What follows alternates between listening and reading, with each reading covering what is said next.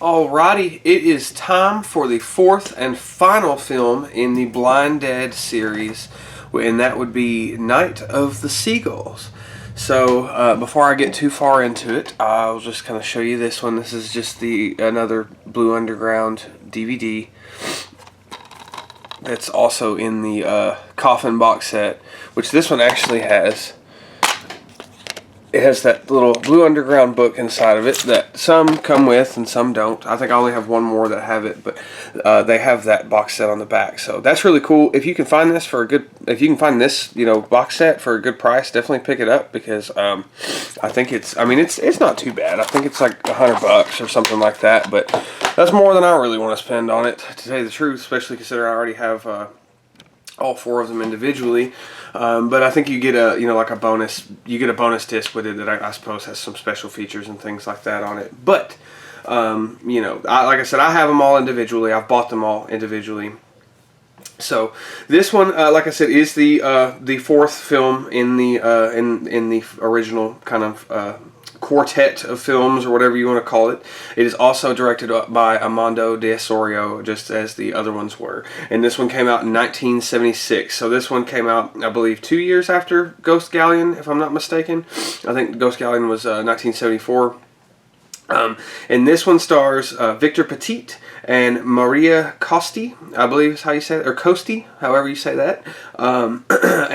So Victor Petit is playing Dr. Henry Stein, and his wife, her name is Joan. And basically they... I'm getting a little ahead of myself here. I'll give a little bit of background on this because it starts out again like the first two movies do, with the Knights Templar, kind of doing their thing, and it changes the lore just a little bit of the Blind Dead, of the kind of events of what the Knights Templar are kind of getting at and what they're doing, which I don't really mind at all. I actually think that it's a really interesting change, and I think it's a fun little change to the story. So I really like that. It kind of goes into some kind of H.P. Lovecraft type territory, and I don't want to spoil too much. But basically, the Blind Dead are now instead of just returning from the dead because people are coming up on the ruins, they are sacrificing women to this kind of weird, like I said earlier, H.P. Lovecraft's kind of entity thing. There's a statue of it, and I think that's really neat. I really like that. I'm a big H.P. Lovecraft fan, and so I really like that little bit of lore. But so from there we fast forward to present day, which I'm assuming is 76, and it is Henry and Joan. They travel to this town. It's kind of like this seaside town. It's kind of run down. It's just old, and things just start acting, or things start happening that are really odd, and making them kind of question some things, and we get kind of we get some really kind of strange locals, some strange locations, things like that. All the people are being really standoffish with them, and then of course we get into kind of what's going on. And again, like I said, I'm not really gonna spoil it or anything like that, but it really gets into why this one is called Night of the Seagulls, which I really like. The little story they have behind that, I think it's a lot of fun. I think it's very different, in the series, to kind of go in this direction, but not in a bad way. I think it's a really good change. I think it was a needed change, and this one is a very good little change of pace. Again, it really stands on its own. Just like I said, the Ghost Galleon stands on its own for maybe more negative reasons for some people, but this one really stands on its own just because it's very much its own story. But I appreciate it for that. Like they all, and it still has its very, it still feels very cohesive, and that's one thing I can say about the whole series itself, is it's a very kind of, as far as visually, it's a very cohesive, quadrilogy of films, if you will.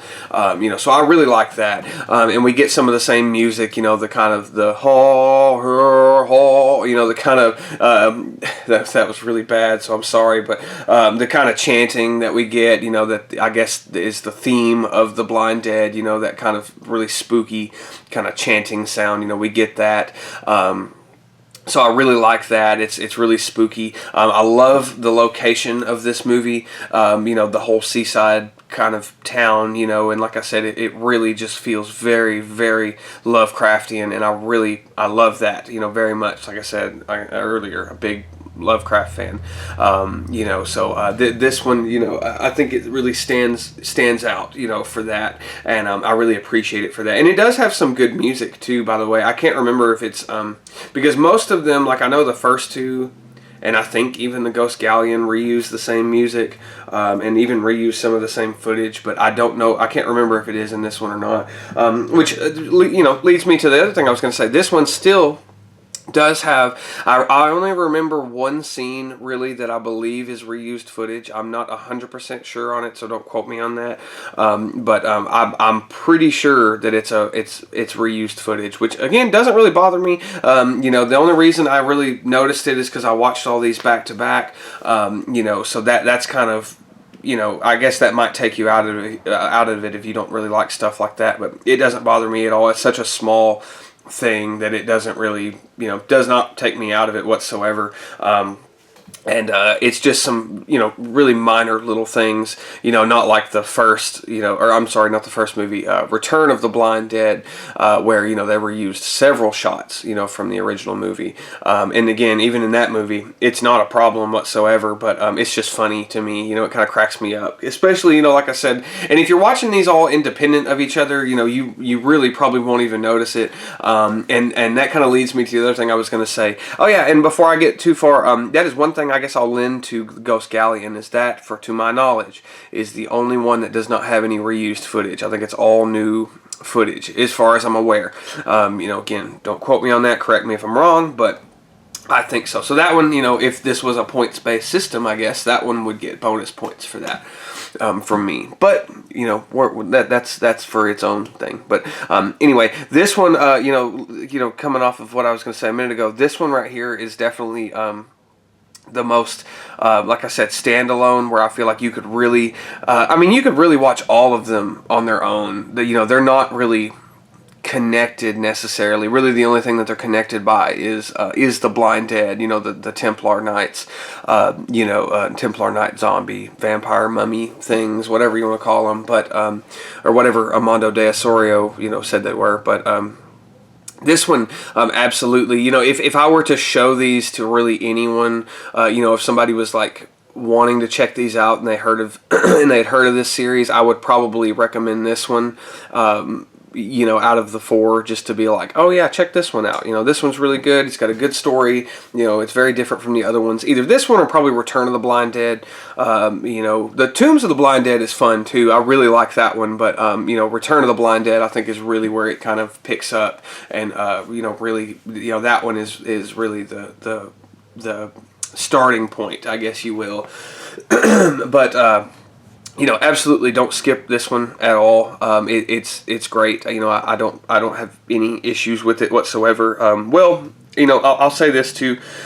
Again, just like the other ones, the acting is not perfect, you know, by any means in this film. You know, none of them are perfect, but it is just fine. And that's another thing too I'll say about this is, you know, speaking on the acting, this one visually, to me, it feels like it had the biggest budget behind it. I don't know what the budget was on it, but I really, you know, it looks the most like, you know, produced, I guess is the word for it, you know, for a movie from '76, you know, but, you know, it really compared to the other films, it very, you know, it very much looks a lot cleaner, I guess. You know, it looks a little bit more thought out, and I guess the whole movie kind of is. You know, the script, you know, everything, you know, in this one is just a little bit more thought out than some of the other films. You know, and sorry, my dogs are making noise, so it distracted me. But yeah, so this one is great. I highly recommend this one. You know, I recommend all of them. I will still say, you know, if you have the opportunity, sit down and watch these all, you know, back to back if you can. This one is only 89 minutes, so it's fairly short. You know, it's not a super long watch. It's not something that you're going to be, you know, they're all fairly short. But like I said, if you get the chance, you know, I would absolutely sit down and check all of these out, you know, if you can. So yeah, Sorry if you hear my dog barking in the background. I don't know what she's barking at, but probably something stupid. But anyway, so that does it for the Blind Dad films, the original 4. So there is somebody may correct me on this, or people may not even know, but there is a technically a 5th Blind Dead movie, but it's more of a tribute. It's called Scream of the Blind Dead, and it's actually a full moon film. I don't know who directed it, off the top of my head. It was not Amando de Ossorio, because I believe he had passed away before that one came out. But off the top of my head, I really can't remember who did it. But like I said, it is a full moon film, which, again, I don't mean that in a negative way, because I'm a big full moon fan, but I haven't seen it, so I don't really know. I don't know anything about it. I thought about watching it and including it in this, but I was like, nah, I'm just going to do the original 4, the Amando de Ossorio ones, because those are the true Blind Dead films, in my opinion, and like I said, as far as just what I've read and what I've seen on Scream of the Blind Dead, it's more of just a tribute film. So, oh my goodness, I have no idea what she's barking at. I'll go look in just a moment. But anyway, I hope you enjoy this series. If you've never heard of them before, or if you're hearing of them for the first time here, I highly recommend them. Definitely check this one out. If you want to skip all the rest of them and just check this one out, I would not blame you, because I really like this one a lot. It is well, I'm not going to say that. And as usual, like in the past 3 videos that I've done on the Blind Dead films, I'm not going to rank these, because I'm not going to give this one a rating, because I am going to rank them after this, which I almost just gave myself away just then, which, if you've been watching these, you're probably already going to guess what my ranking is going to be, and there's only 4 of them, but I'm going to do that one next, so, stay tuned for that. I hope you enjoy these films. I hope you check them out, and I hope that, you fall in love with them like I did. Amando de Ossorio, I think he'd be proud, to see that these films do have a little bit of a cult following, nowadays. But anyway, thank you for watching. Stay tuned for the next video, and yeah, goodbye.